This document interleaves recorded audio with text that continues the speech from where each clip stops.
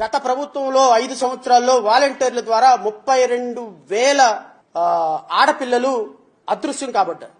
32,000 మంది. ఈ 32,000 మందికి అదృశ్యం అవడానికి కారణం వాలంటీర్. ఇది as per honourable deputy chief minister statement. So I'm requesting honourable deputy chief minister Shri Pawan Kalyan గారు, 32,000 మంది ఎవరైతే గత ప్రభుత్వంలో వాలంటీర్ల ద్వారా మాయం కాబడ్డారో ఈ 32,000 మందిని తొందరగా వెతికి పట్టుకొని వాళ్ళ కుటుంబాలకు అప్పచెప్తారు అని అయితే నేను భావిస్తున్నా.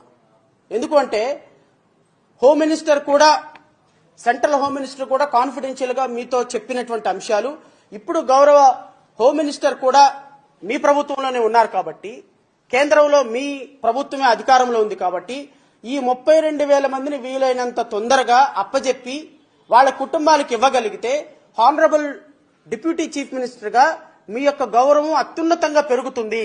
సో ఏ రోజుకు ఆ రోజు ఒక స్పెషల్ టాస్క్ ఫోర్స్ పెట్టి ఈ 32,000 మంది మిస్సింగ్ కేసెస్ లో, అంటే ఎవరైతే వాలంటీర్ల ద్వారా వీళ్ళందరూ అక్రమంగా రవాణా చేయబడ్డారో ఈ అక్రమంగా రవాణా చేయబడిన ప్రతి ఆడపిల్ల, ప్రతి వాలంటీర్, దీనికి కారణమైన ప్రతి వాలంటీర్ మీద కేసు పెట్టాలి. అట్ ది సేమ్ టైం ప్రతి బిడ్డని కూడా ఆ కుటుంబానికి అప్పచెప్పాలి.